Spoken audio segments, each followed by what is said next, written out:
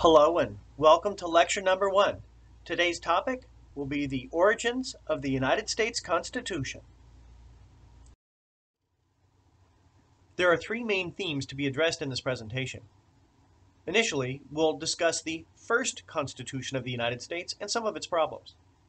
Next, we'll explore some of the background of the Constitutional Convention, dealing with some of the problems that they were facing as well as some of the important people who were there. Finally, the big takeaway is that there were many controversies, yet they were resolved through compromise at the Constitutional Convention. That'll kind of be the core of today's topic. So I'd like to begin by talking about the first Constitution of the United States and some of its problems. This map identifies the land included in the original 13 states and territories at the end of the American Revolution. Notice the area in pink on the right, the eastern seaboard. Well, those included the first 13 colonies that eventually became states. U.S. territory actually expanded all the way to the Mississippi River, as you see with the arrows and the second circle. In order to provide enough unity for those 13 colonies that were fighting to become states, they got together and they developed the first Constitution of the United States. The name of that Constitution was the Articles of Confederation. We'll explore some of the problems associated with the Articles next. While the Articles provided enough unity for the colonies to defeat the mighty British Empire, there were some problems associated with it. First of all, each state, when it came to passing legislation, had one vote, regardless of its size or its population. Let me show you on the next slide. Each individual state had a lot of power under the Articles. One state had one vote. So this meant that a large state like Virginia, with a population of about 750,000 people, had as much political power and clout, so to speak, as a state like Delaware, with only 60,000 people. Was this going to be a nation based upon the power of the people or the power of individual states? There were some apparent additional problems with the Articles. Secondly, there was neither an executive nor a judicial branch. Essentially, there was only one branch of government, the legislative branch, and there was a national Congress. Finally, states had a tremendous amount of power, as mentioned earlier. Some of the powers that they had was to coin their own money and even conduct their own foreign policy. States were allowed to levy taxes, but the national government did not. Well, let me try to explain in the next slide some issues with taxation. I don't know anyone who likes to pay taxes, but our tax dollars go toward a range of things. On the left, we see an image of George Washington at Valley Forge. During the Revolutionary War, one of the problems he continually faced was a lack of funding for things like uniforms, boots, things like that for his soldiers. On the right, we see some currency from the state of South Carolina. If you go to Europe, you use the euro. If you go to Mexico, they use pesos. In the United States, there were multiple currencies. There was South Carolina, New York, Pennsylvania. Each state had its own currency. It created chaos for business owners. Taken collectively, these range of problems with the Articles prompted some to want to try to modify those Articles or maybe even start from scratch. The fancy name for the meeting in order to get together to try to modify the Articles of Confederation is called the Constitutional Convention. Delegates met in 1787. I'll talk about that next. Do you know where they met for the Constitutional Convention? It was in the nation's largest city, Philadelphia. The name of the building was Independence Hall. It's shown here in the image. One of the things I'll point out would be the division among the delegates to the Constitutional Convention, but there was one philosophy or one idea that united all of them. They wanted to establish a republic. Here's a one-sentence textbook definition of a republic. It's when eligible citizens elect people or representatives who make decisions and establish policies for them. In the United States, we live in a type of a democracy. The type of democracy is a republic. There were 55 delegates from several states who attended meetings in Philadelphia. We're not going to talk about all of them, but I would like to highlight some of the important individuals who shaped the discussions at the Constitutional Convention. This painting represents some of the delegates to the Constitutional Convention. Some people have argued that the so-called greatest minds in American history were among the 55 delegates to the Constitutional Convention. Probably the most famous American among the American people is shown here. George Washington. He was the head of the Continental Army during the Revolutionary War that defeated the mighty British Empire. One of the first decisions made by the delegates to the convention was to have Washington preside over their meetings each day as chair. The oldest delegate to the Constitutional Convention was over 80 years old. It was Ben Franklin. During the war, he had served as a diplomat and successfully was able to get the French to fight on behalf of the colonies. On the right, we see someone else. He was only 36 years old and is somewhat underrated as a political figure. His name was James Madison, a Virginia politician. If there were only 55 delegates, all of whom were white men, at the Constitutional Convention, there were plenty of people who were not there. However, I did want to point out one. He's shown here. Thomas Jefferson. Jefferson wasn't even in the country during the Constitutional Convention. The individual who was recognized as the so-called father or author of the Constitution was James Madison. We'll explore some of the reasons why he's considered to have such an important role next. Next, we'll explore some of the controversies and how they were resolved through compromise at the Constitutional Convention. The first dealt with how each state would be represented in Congress. Madison's Virginia plan set the stage for one of the first controversies. Interestingly, though, the first two provisions of it were actually accepted by everyone. First of all, he called for the elimination of the Articles of Confederation. He said there were so many problems with the Articles, they had to start from scratch, and that was accepted. Secondly, he argued that the national government should be divided into three branches: the legislative, executive, and judicial. Here we see kind of a visual representation of this separation of powers. Madison argued that the legislative branch should be the most powerful of the three branches. While those first two proposals met with approval by the delegates to the convention, Madison's third main idea was very controversial. He argued that representation in the legislative branch should be determined entirely by each state's population. Here we can go back to that visual representation. Madison's idea here, to put it another way, is the number of representatives for each state would be determined entirely by each state's population. As you might suspect, the big states thought this was a good idea, but individuals from small states disagreed wholeheartedly. They would lose a lot of power under this new system. The success of the convention was threatened by the issue of how each state would be represented, big or small. Finally, cooler heads prevailed when the oldest delegate, Benjamin Franklin, developed a compromise, or at least support for what came to be known as the Great Compromise. It actually accepted much of Madison's Virginia plan, but it had a key distinction. It separated the legislative branch into two different chambers. The upper chamber would be the Senate, and every state would be treated equally. There would be 2 senators for each state. In the House of Representatives, the number would be determined by each state's population. This struck a balance between the big and the small states. The big states liked the makeup of the House of Representatives. The small states liked the Senate. Again, here we see that visual representation of separation of powers and the Great Compromise. The legislative branch was divided into the House and Senate. The number of representatives for each state was based entirely on a state's population, and this made people from the large states happy. I'd like to jump ahead to current events just a little bit. We have a census every 10 years, and these days, each member of Congress represents a district of about 700,000 people.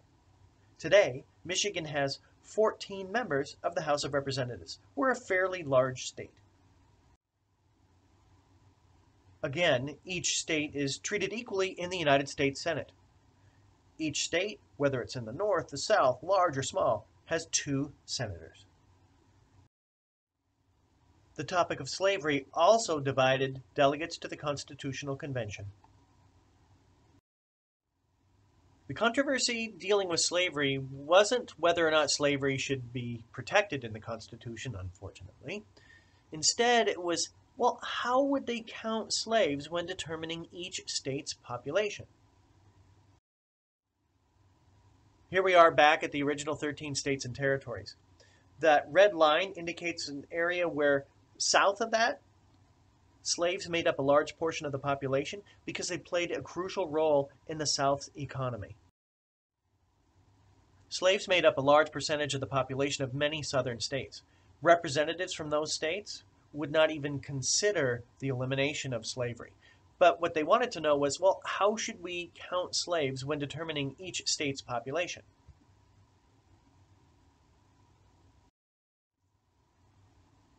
How to count slaves was important because it determined the number of members of the House of Representatives for each state. That's why this was so controversial. Rather than this being a disagreement between the big and the small states, instead, this issue of slavery divided northern and southern states. Once again, the future of the country and the future of the convention was threatened. The issue of slavery, too, was resolved by compromise. 55 of the so-called greatest minds in American history decided that when determining a state's population, one slave was equal to 3/5 of a person. Yeah, so-called greatest minds in American history. The issue of slavery would continue to divide the country until the Civil War of the 1860s. What was clear was that the delegates to the convention actually were embarrassed by their protection of slavery. The word slave does not appear in the Constitution. At one point, the word other persons, clearly referring to slaves, appears in the Constitution, as well as the phrase servant. Unfortunately, the Constitution actually justified and protected slavery. The last controversy I'd like to address dealt with electing the President of the United States, and it resulted in the creation of the Electoral College. There were lots of questions dealing with the chief executive. What should they call this person? How long should the length of term be? How many should there be? Should there be 2 presidents? Should there be 3? Should there just be 1? There were lots and lots of questions. Eventually, they decided to choose only 1 president, and that individual would be elected for 1 4-year term. But still, there were lots of questions about how to choose this individual. Some argued that the American people or voters should directly elect this president. Others said, no, it should be members of the House or the Senate. Eventually, they chose something unique. They decided to create something called the Electoral College. I'd like to talk next about how the Electoral College works. There are 2 key concepts I'd like to address when it comes to explaining how the Electoral College works. First, in order to win a presidential election, a candidate must win a majority of electoral votes. The magic number, so to speak, these days is 270. Well, how do we get this number of 270? Well, I'll try to show. First of all, we start with the number 435. That's the number of members of the House of Representatives. Then you add 100 because that's the total number of members of the Senate. Then you add 3 because Washington, D.C. is not a state, but it's treated like a state when it comes to a presidential election. The total number of electoral votes available is 538. A majority, or over half, of 538 is 270. So that's where we get the number of 270 electoral votes that a candidate needs in order to win the presidency.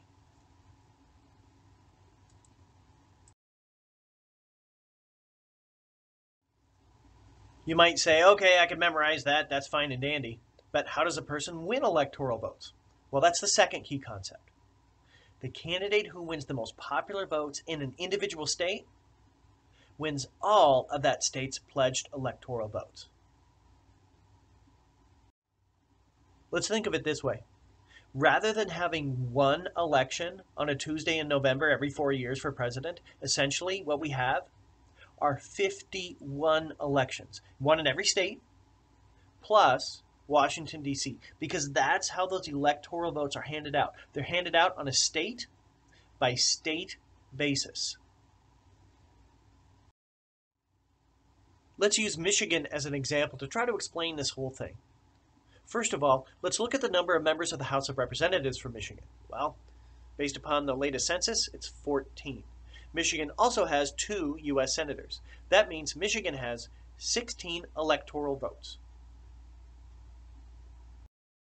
No worries, do not memorize this chart, but I just wanted to point out how the number of electoral votes are distributed among different states.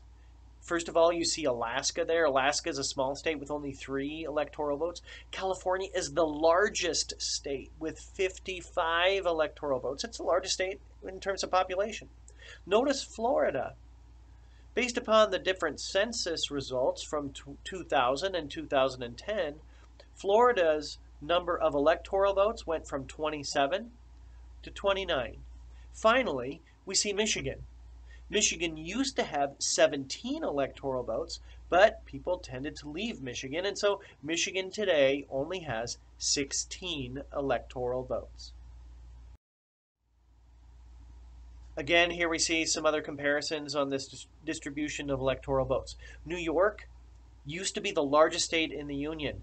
Now it only has 29 electoral votes. Ohio used to be larger as well. It has 18 electoral votes. Now look at Texas. More people have been moving into Texas than any other state the last 20 years or so. Texas went from 34 to 38 electoral votes. Again, this is all based upon each state's population. Again, let's go back to that 2016 election in Michigan. Donald Trump was the Republican nominee, and Hillary Clinton won the Democratic nomination. Do you know which candidate won the popular vote in the state of Michigan? Well, it was Donald Trump. Donald Trump won the state of Michigan by a very slim margin. I think the smallest of any margin in any state.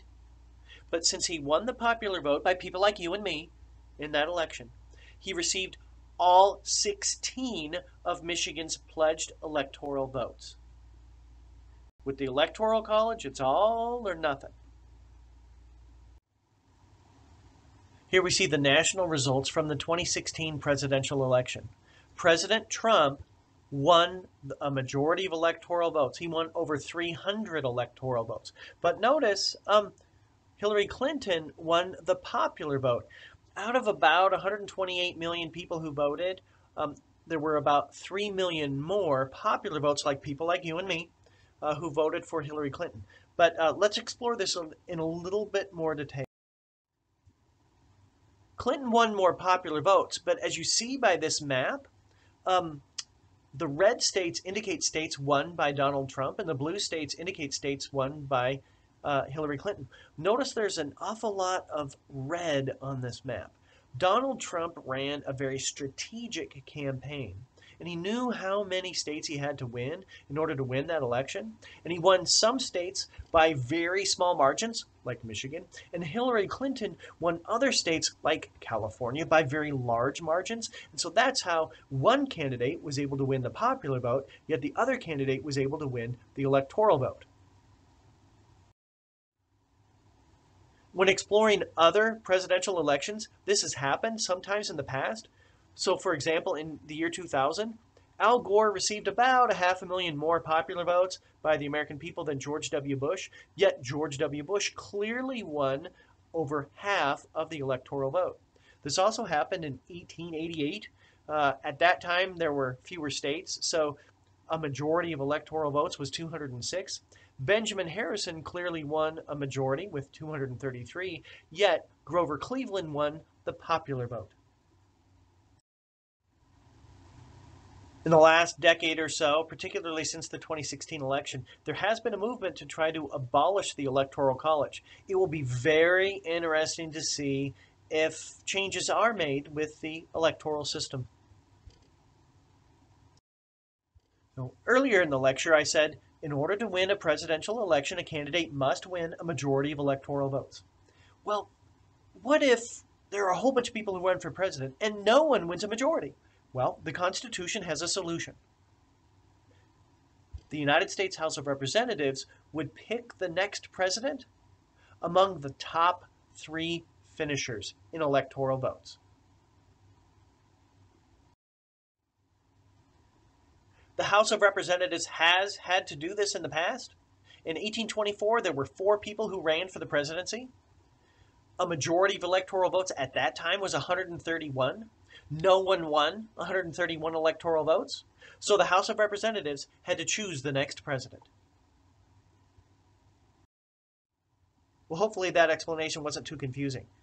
I did have a couple of concluding remarks.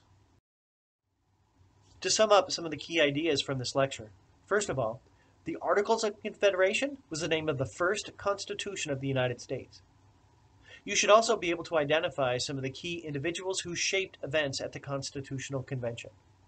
And finally, you should be able to explain 3 controversies from the convention itself and evaluate which you think was the most important. Well, that ends the first lecture for our class. I hope you learned something new, and we'll see you online. Have a great day, everybody. Take care.